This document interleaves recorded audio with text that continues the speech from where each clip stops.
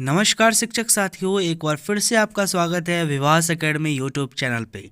साथियों, अगर आप सक्षमता परीक्षा की तैयारी कर रहे हैं या बीपीएससी टीआरई 3 की तैयारी कर रहे हैं तो ये वीडियो आपके लिए बहुत ही ज़्यादा इम्पोर्टेंट है। तो साथियों, इस सेशन में हम geography class 7 chapter number 1 and 2 के कंप्लीट एमसीक्यू को सॉल्व करेंगे। साथियों, सेशन को लाइक ज़रूर कीजिए और साथ ही साथ अपने सभी नियोजित शिक्षक भाई बहनों के साथ शेयर भी करना बिल्कुल भी नहीं भूलिए। और आप हमारे चैनल पर पहली बार आए हैं तो चैनल को सब्सक्राइब ज़रूर कीजिए। तो चलिए चलते हैं आज के हम अपने पहले सवाल पे। तो साथियों, आज का हमारा पहला सवाल है, पृथ्वी की सतह की सबसे ऊपरी परत को क्या कहा जाता है? स्थलमंडल, प्रॉपर्टी, मेंटल, कोर। इस सवाल का जवाब देने के लिए आपको मिलेंगे 5 से 7 सेकेंड और आपको कमेंट में अपना जवाब बताना है। बताइए, पृथ्वी की सतह की सबसे ऊपरी परत को क्या कहा जाता है?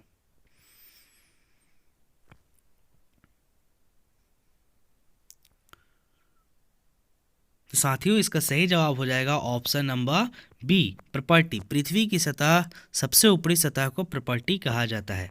नेक्स्ट क्वेश्चन है, नीचे दिए गए कथनों को ध्यानपूर्वक पढ़िए।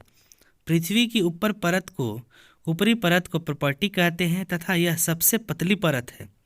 महासागरीय प्रॉपर्टी की मोटाई महाद्वीपीय प्रॉपर्टी से अधिक होती है। उपयुक्त में से कौन सा कथन सत्य है? बताइए। केवल एक, केवल दो, एक और दो दोनों, ना तो एक और ना ही दो।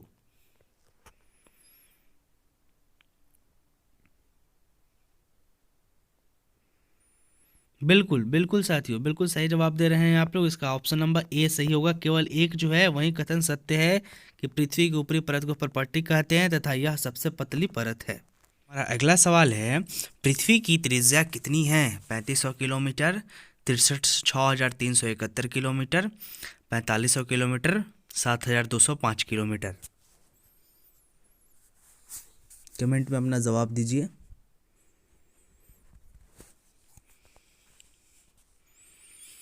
जी बिल्कुल बिल्कुल साथियों, इसका सही जवाब होगा ऑप्शन नंबर बी, 6371 किलोमीटर जो है वो पृथ्वी की त्रिज्या है। कीजिए और सभी जगह इसको जो है सभी शिक्षक साथियों के साथ शेयर जरूर कीजिए। चलिए चौथे नंबर क्वेश्चन पे चलते हैं। निम्नलिखित कथनों पर विचार कीजिए।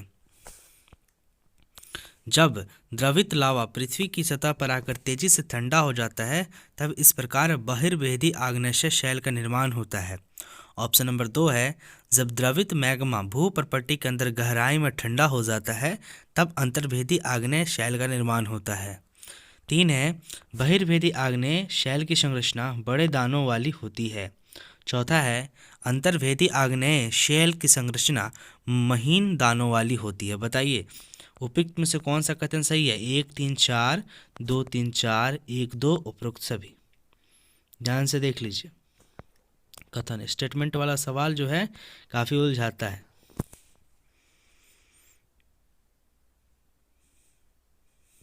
पढ़ लीजिए स्टेटमेंट। अब इसका ऑप्शन भी देख लीजिए। चलिए जवाब दीजिए आप। जी बिल्कुल साथियों, ऑप्शन नंबर सी सही होगा, 1 और 2। यानी कि जब द्रवित लावा पृथ्वी की सतह पर आकर तेजी से ठंडा होता है इस प्रकार बहिर्भेदी आग्नेय शैल का निर्माण होता है, और पृथ्वी के अंदर ही भू प्रॉपर्टी में ठंडा होता है तो अंतर्भेदी आग्नेय शैल का निर्माण होता है। चलिए अगले सवाल पर चलते हैं। हमारा अगला सवाल है, महाद्वीपीय द्रव्यमान पर प्रॉपर्टी की मोटाई लगभग डैश है। बताइए, महाद्वीपीय द्रव्यमान पर प्रॉपर्टी की मोटाई लगभग कितनी है? ऑप्शन है 35 किलोमीटर, 5 किलोमीटर, 20 किलोमीटर, 40 किलोमीटर।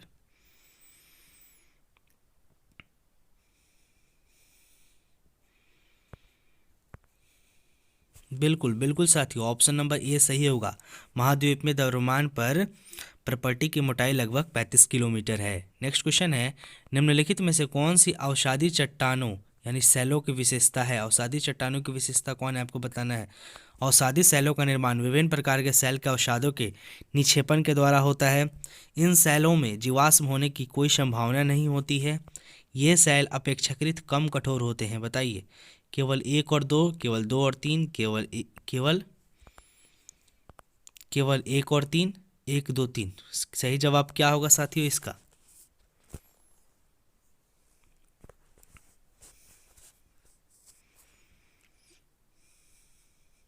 बिल्कुल साथियों, सही जवाब ऑप्शन नंबर सी यानी कि केवल 1 और 3, अवसादी सेलों का निर्माण विभिन्न प्रकार के सेल अवसादों के निक्षेपण के द्वारा होता है और ये सेल अपेक्षाकृत कम कठोर होते हैं। अगले सवाल पर चलते हैं हम। हमारा अगला सवाल है, महासागर की प्रॉपर्टी में मुख्य रूप से डैश और डैश की बनी होती है। देखिए, महासागर की जो प्रॉपर्टी है वो किस किस चीज़ से बनी होती है? मुख्य रूप से सिलिका और एल्यूमिना, सिलिका और मैग्नीशियम, आयरन और निकल, इनमें से सभी।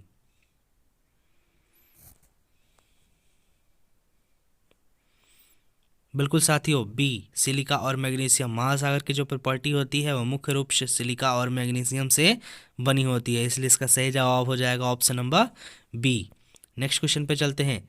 सबसे आंतरिक परत को डैश के रूप में मान जाना जाता है। सबसे भीतरी परत जो है पृथ्वी का, उसको डैश के रूप में जाना जाता है। प्रॉपर्टी, मेंटल, क्रोड, इनमें से कोई नहीं।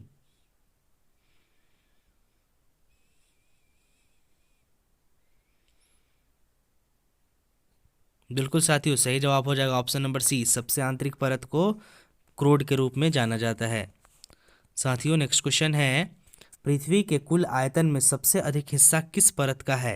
पृथ्वी का जितना आयतन है उसमें सबसे अधिक हिस्सा किस परत का है बताना है। क्रोड, प्रॉपर्टी जिसे इंग्लिश में क्रस्ट कहा जाता है, मेंटल, तीनों परतों के आयतन के बराबर है। बताइए, तीनों परत का आयतन बराबर है। सबसे अधिक आयतन किसका है बताइए।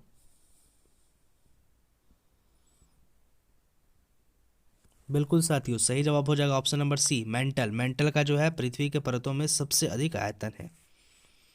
चलिए अगले सवाल पर चलते हैं। हमारा अगला सवाल है, समुद्र तल पर प्रॉपर्टी की मोटाई लगभग कितनी है? बताइए, 35 किलोमीटर, 5 किलोमीटर, 20 किलोमीटर, 40 किलोमीटर। समुद्र तल पर प्रॉपर्टी की मोटाई लगभग कितनी है?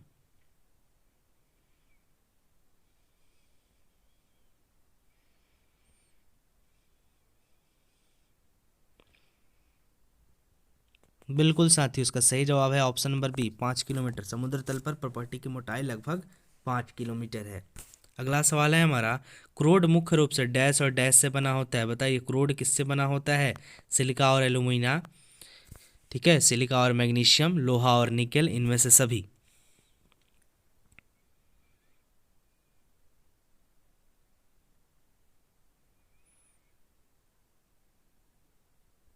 तो साथियों, क्रोड मुख्य रूप से जो है लोहा और निकल से बना होता है, इसलिए इसका सही जवाब हो जाएगा ऑप्शन नंबर सी। तो साथियों, सेशन आपको, आई होप कि सेशन आपको पसंद आ रहा होगा, तो लाइक ज़रूर कीजिएगा, ठीक है, और कमेंट में सभी लोग अपना आंसर ज़रूर बताइए। चलिए नेक्स्ट क्वेश्चन पे चलते हैं।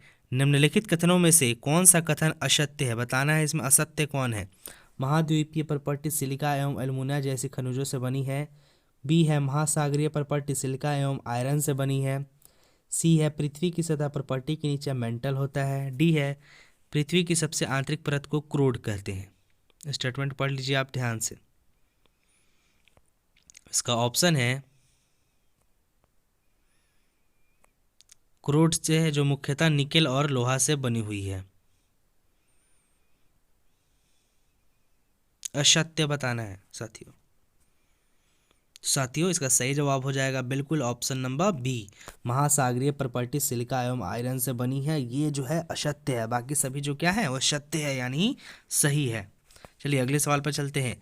जब द्रवित मैग्मा ठंडा होकर ठोस हो जाता है तब इस प्रकार बने सेल को क्या कहते हैं? कायांतरित सेल, अवसादी सेल, अग्नेय सेल, जीवाश्म युक्त सेल।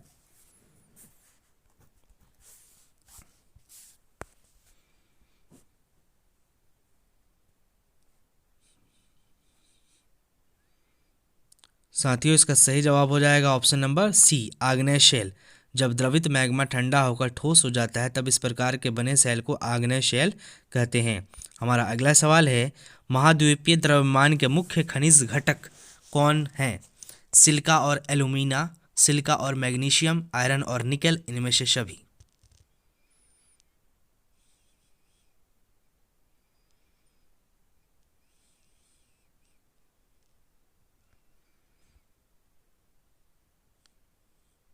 बिल्कुल साथियों, इसका सही जवाब होगा ऑप्शन नंबर ए, सिलिका और एल्यूमिना। महाद्वीपीय द्रव्यमान के सबसे मुख्य खनिज घटक हैं सिलिका और alumina.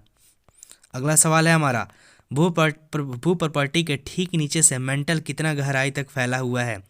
3500 kilometre, 35 kilometre, 2900 kilometre, 450 kilometre.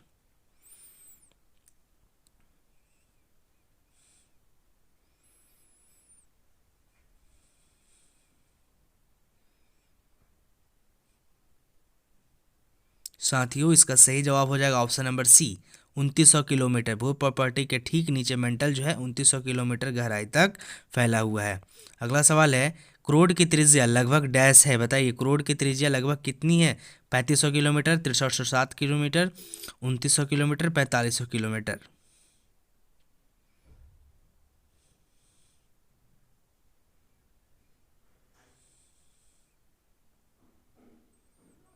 बिल्कुल साथियों, बिल्कुल सही जवाब दे रहे हैं आप लोग। करोड़ की जो त्रिज्या है साथियों वो है 3500 किलोमीटर। अगले सवाल पर चलते हैं। हमारा अगला सवाल है, उच्च ताप एवं दाब के कारण कौन सी सेल कायांतरित सेल में परिवर्तित हो सकती है? बताइए, आग्नेय शैल, अवसादी शैल, दोनों शैलें, इनमें से कोई नहीं। High temperature and high pressure से कौन सी सेल जो है वो चेंज हो जाती है कायांतरित में?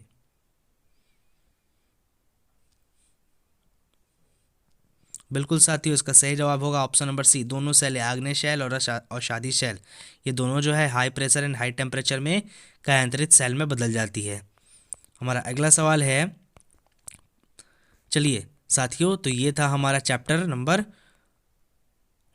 2 जिसका सवाल हम लोग कंप्लीट कर लिए। अब हम लोग 1 का भी इसी साथ में कंप्लीट कर लेते हैं ताकि जो है कोई दिक्कत नहीं हो, ताकि एक ही बार में 1 एंड 2 चैप्टर जो है वो कवर हो जाए। तो साथियों पहले चैप्टर का जो हमारा सवाल है इंपॉर्टेंट पर्यावरण से, आइए उसको हम कंप्लीट करते हैं। चलिए नेक्स्ट क्वेश्चन है हमारा, पर्यावरण से हमें क्या क्या मिलता है? हवा, जल, भोजन, उपरोक्त सभी, बताइए।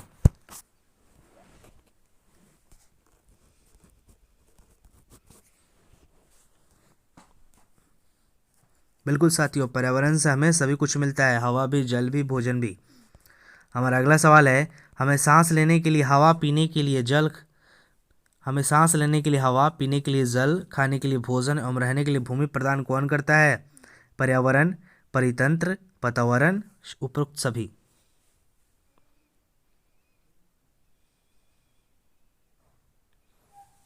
जी बिल्कुल साथियों, सही जवाब हो जाएगा ऑप्शन नंबर ए, पर्यावरण जो है हमें सांस लेने के लिए हवा, पीने के लिए जल, खाने के लिए भोजन, रहने के लिए भूमि प्रदान करता है। हमारा अगला सवाल है, वस्तु विनिमय पद्धति का क्या अर्थ है? अदली बदली का व्यापार, वस्तुओं का आयात, वस्तुओं का निर्यात, वस्तुओं का निर्माण।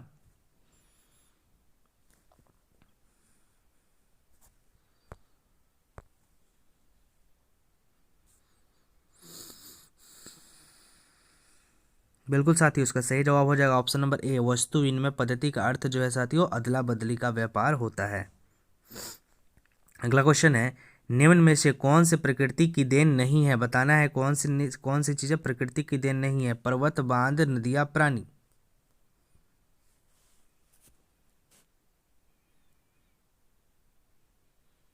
बिल्कुल साथियों, इसका सही जवाब हो जाएगा ऑप्शन नंबर बी, बांध जो है प्रकृति की देन नहीं है। अगला सवाल है हमारा, निम्न में से मानव निर्मित संसाधन कौन कौन है? बताना है मानव निर्मित संसाधन में कौन है? घर, कपड़ा, किताब, उपरोक्त सभी।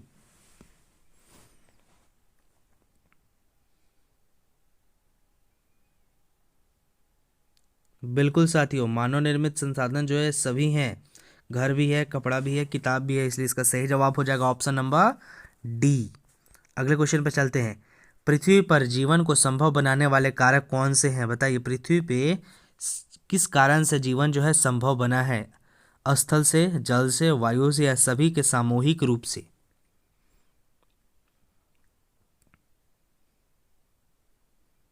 बिल्कुल साथियों, सभी के सामूहिक रूप से जो है पृथ्वी पे जीवन संभव बना है, इसलिए ऑप्शन नंबर डी इसका सही होगा। नेक्स्ट क्वेश्चन पे चलते हैं, वायुमंडल हमारे लिए किस प्रकार आवश्यक है? बताइए, वायुमंडल हमारे लिए किस प्रकार आवश्यक है? पहला ऑप्शन है, सांस लेने के लिए वायु प्रदान करता है, सूर्य की किरणों के हानिकारक प्रभाव से हमारी रक्षा करता है, पृथ्वी के तापमान को रहने योग्य बनाता है, उपयुक्त सभी सही है। बताइए वायुमंडल के बारे में।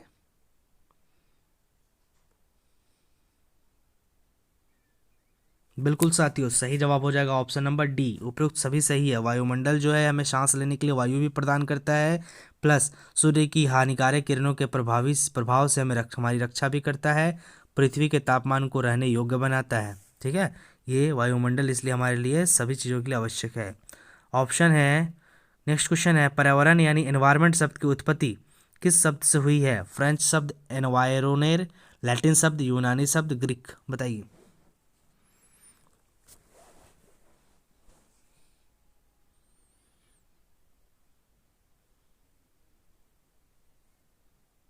साथियों इसका सही जवाब हो जाएगा ऑप्शन नंबर ए, फ्रेंच शब्द एनवायरोनेर से पर्यावरण यानी एनवायरमेंट शब्द की उत्पत्ति हुई है। अगला सवाल है, पर्यावरण के कितने घटक होते हैं साथियों? 2, 4, 3, 5, बताइए पर्यावरण के कितने घटक होते हैं? बिल्कुल साथियों, पर्यावरण के जो है 3 घटक होते हैं, और ये तीनों घटक कौन कौन होते हैं कमेंट करके मुझे बताइए। दो मैं आपको बता दे रहा हूँ, जैविक, अजैविक, बायोटिक, अबायोटिक, लेकिन तीसरा कौन होता है ये कमेंट में बताइए। अगला क्वेश्चन है, पर्यावरण के घटक कौन से होते हैं? प्राकृतिक घटक, मानव निर्मित घटक, क और ख दोनों, इनमें से कोई भी नहीं।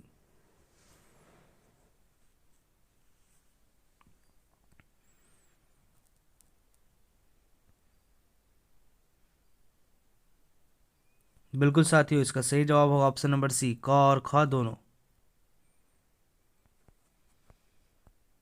साथियों यहाँ पे क्वेश्चन है, नेक्स्ट क्वेश्चन है, पर्यावरण के कितने घटक होते हैं? 2, 4, 3, 5। तो साथियों इसका सही जवाब जो हो जाएगा वो होगा ऑप्शन नंबर ए, पर्यावरण के जो है 2 घटक है, ठीक है, लेकिन ऑप्शन इसमें सी हम मैंने लिखा है, लेकिन ए ही होगा, जैविक घटक और अजैविक घटक, ठीक है। 2 घटक होंगे, प्राकृतिक घटक और मानव निर्मित घटक, ठीक है। सेम सवाल यहाँ रिपीट हो रहा है, पर्यावरण के घटक कौन कौन से हैं? प्राकृतिक घटक, मानव निर्मित घटक, क और ख दोनों, इनमें से कोई भी नहीं। तो साथियों इसका सही जवाब जो हो जाएगा वो हो जाएगा ऑप्शन नंबर सी, क और ख दोनों, बिल्कुल बिल्कुल। अगला सवाल है हमारा, पर्यावरण के प्राकृतिक घटक कौन से हैं? बताइए पर्यावरण का प्राकृतिक घटक कौन है? स्थल मंडल, जलमंडल, वायुमंडल, उपरोक्त सभी।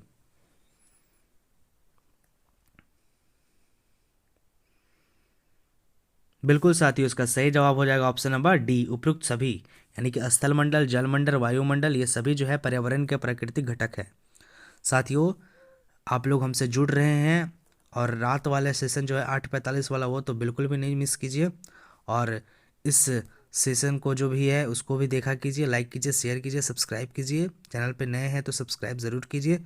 साथियों बहुत अच्छे से तैयारी यहाँ पे हो रही है, और आगे भी कराई जाएगी, सभी चीज़ों की आगे भी कराई जाएगी साथियों, इसलिए चैनल से जुड़े रहिए और क्वेश्चंस को सॉल्व करते रहिए। अगला क्वेश्चन है, पृथ्वी की कठोर ऊपरी परत यानी ठोस प्रॉपर्टी क्या कहलाती है? प्राकृतिक पर्यावरण, मानव निर्मित पर्यावरण, स्थलमंडल, जैवमंडल।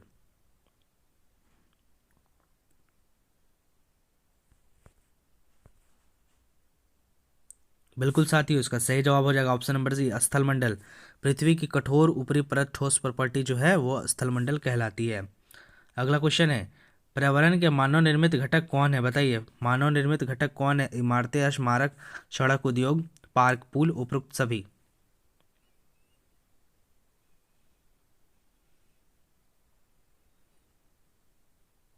तो साथियों इसका सही जवाब हो जाएगा ऑप्शन नंबर डी, मानव निर्मित घटक तो सभी हैं, इमारतें हैं, इस इमारत है, स्मारक है, सड़क है, उद्योग है, पार्क है, पुल है, ये सभी, इसलिए इसका ऑप्शन नंबर डी सही होगा।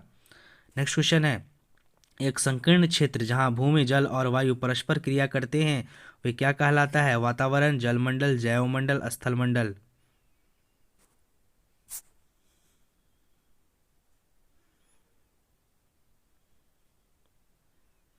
साथियों इसका सही जवाब हो जाएगा ऑप्शन नंबर सी, बिल्कुल आप लोग सही जवाब दे रहे हैं, जैवमंडल कहलाता है।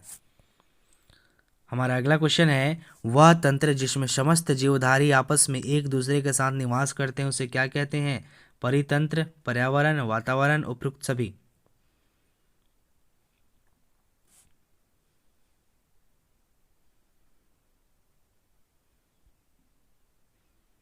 बिल्कुल साथियों, इसका सही जवाब होगा ऑप्शन नंबर ए, परितंत्र।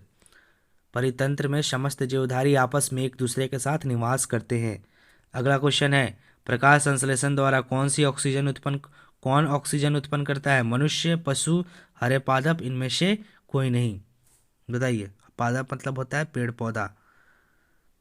बताइए प्रकाश संश्लेषण के द्वारा कौन ऑक्सीजन उत्पन्न करता है? बिल्कुल सही जवाब दे रहे हैं साथियों, हरे पादप यानी कि हरे पेड़ पौधे जो है वो प्रकाश संश्लेषण द्वारा ऑक्सीजन उत्पन्न करते हैं। हमारा अगला सवाल है, वायुमंडल में सर्वाधिक पाई जाने वाली गैस कौन सी है? Nitrogen, oxygen, helium, hydrogen. बिल्कुल साथियों, आपका सही जवाब है ऑप्शन नंबर ए, नाइट्रोजन 78%। चलिए अगला सवाल है हमारा, पृथ्वी की ठोस परत या कठोर ऊपरी परत को क्या कहते हैं? वातावरण, जलमंडल, जैवमंडल, स्थलमंडल। इसको अभी हमने किया था, स्थलमंडल कहा जाता है इसको, पृथ्वी की ठोस परत या कठोर ऊपरी परत को। साथियों हमारा अगला क्वेश्चन है, जो कुछ भी आप अपने आसपास देखते हैं उसे क्या कहा जाता है? पर्यावरण, वातावरण, परितंत्र, इनमें से कोई भी नहीं। जो कुछ भी दुनिया का कोई भी चीज़ हमारे आसपास दिख रहा है उसको क्या कहेंगे? पर्यावरण, वातावरण, परितंत्र, इनमें से कोई भी नहीं। बिल्कुल साथियों, सही जवाब होगा इसका ऑप्शन नंबर ए, पर्यावरण। पर्यावरण का भी परिभाषा यही है, जो कुछ भी हमारे आसपास दिखाई देता है ये सभी क्या है? पर्यावरण है। अगला सवाल है, ग्रीन हाउस प्रभाव कौन सी गैस पैदा करती है? Sulphur dioxide, carbon dioxide, carbon monoxide, इनमें से सभी।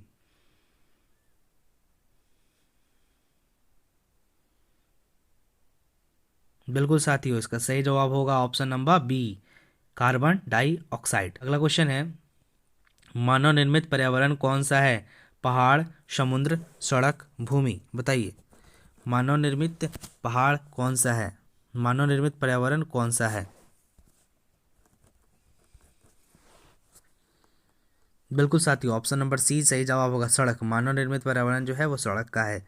हमारा अगला क्वेश्चन है, हरे पादप अपने भोजन के रूप में किसका उपयोग करते हैं? Carbon dioxide, oxygen, argon, nitrogen. यानी कि हरे पेड़ पौधे जो होते हैं वो किस गैस को अपने भोजन के रूप में इस्तेमाल करते हैं, बताना है आपको।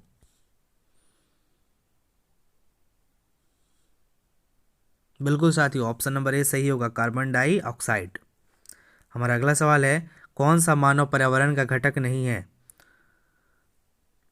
मानव पर्यावरण का घटक कौन नहीं है, बताना है। भूमि, धर्म, समुदाय, ऊपर के सभी।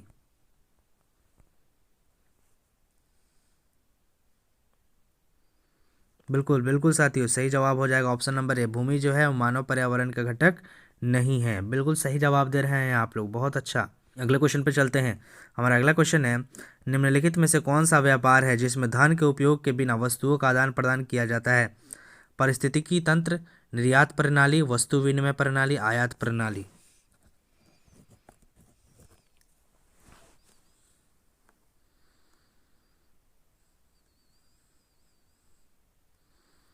बिल्कुल साथियों, इसका सही जवाब है ऑप्शन नंबर सी, वस्तु विनिमय प्रणाली। ठीक है, जिसमें धन के उपयोग के बिना वस्तुओं का आदान प्रदान किया जाता है। अगला क्वेश्चन है, निम्नलिखित में से कौन सा जैविक घटक है? पौधा, भूमि, पानी, वायु।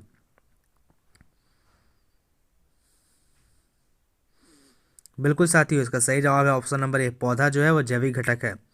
और अजैविक घटक कौन है, बताइए।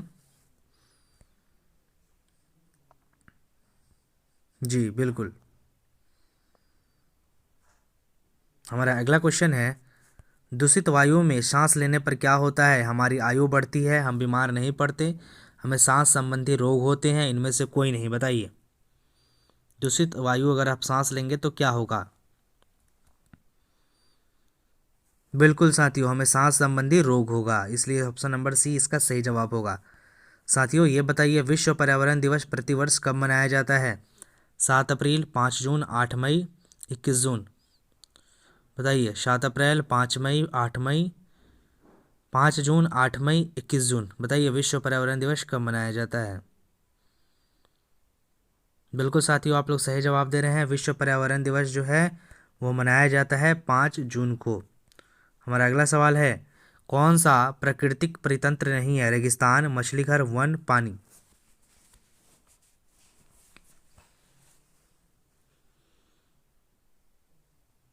बिल्कुल बिल्कुल साथियों, सही जवाब हो जाएगा ऑप्शन नंबर बी, मछली घर जो है प्राकृतिक परितंत्र नहीं है।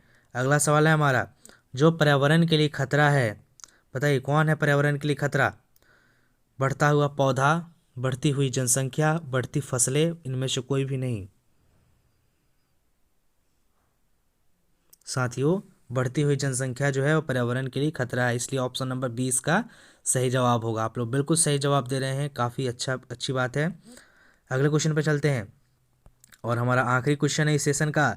साथियों, निम्नलिखित में से कौन सी एक प्रणाली जो सभी जीवित जीवों के एक दूसरे के साथ और पर्यावरण के भौतिक और रासायनिक कारकों के साथ बातचीत से बनती है? वातावरण, वस्तु विनिमय प्रणाली, पारिस्थितिकी तंत्र, चीजों का आयात।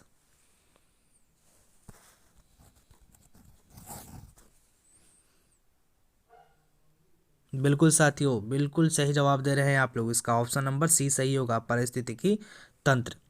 तो साथियों, ये था हमारा आज का सेशन। सेशन पसंद आया हो तो लाइक यहाँ तक ज़रूर नहीं किए हैं तो लाइक ज़रूर कर दीजिएगा, और चैनल पर नए हैं तो चैनल को सब्सक्राइब कर दीजिए। साथ ही साथ जितने भी हमारे नियोजित शिक्षक भाई बहन, चाहे जितने भी शिक्षक हैं, उन सभी को जो है इस चैनल से जोड़िए, और टेलीग्राम और व्हाट्सएप ग्रुप का लिंक जो है आपको डिस्क्रिप्शन बॉक्स में दिया गया है, आप वहाँ से WhatsApp group, Telegram group join कर सकते हैं। तो साथियों, मिलते हैं नेक्स्ट सेशन रात 8:45 में। तब तक के लिए आप सभी का बहुत बहुत धन्यवाद।